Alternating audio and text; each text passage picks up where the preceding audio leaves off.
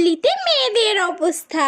এটিয়া টিয়া বাড়িতে আছিস? এটিয়া এটিয়া, এই তুই দরজার ভেতরে ঢুকে আছিস কেন? খোল, আজকে তো হোলি, সবাই কি সুন্দর রং খেলছে, আয় আমরাও খেলি কি সুন্দর ভাবে।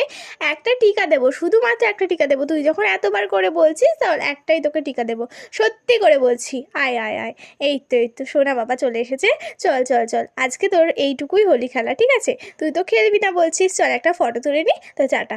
আর এদিকে ছেলেদের অবস্থা। বল্টু বল্টু আয়, একটুখানি রং খেলবো, আয়, তুই তো বেরোচ্ছিস না, ধুর ব্যাং, আয় একটুখানি দেবো, শুধুমাত্র একটুখানি। না না না না, আমি যাবো না। আগেরবার তোরা ডেকে আমাকে পুরো মুখ ভূত করে দিয়েছিল, আমার আর ভালো লাগে না। দেখ এমনিতে আমি ভূত আছি, একটু আগে একটা ছেলে এসে মাখিয়ে গেছে, আর ভালো লাগছে না আমার। না না না, আমরা সত্যি বলছি, না একটুখানি দিবি তো, একটুখানি দিবি তো, একটুখানি। এরকম ভাবে ভালো লাগে না। দেখ দেখ দেখ, আমি আগের বার কিন্তু ফেলে মাখিয়েছিলাম, ভালো লাগে না, কেমন লেগে যায়, ভালো লাগে না।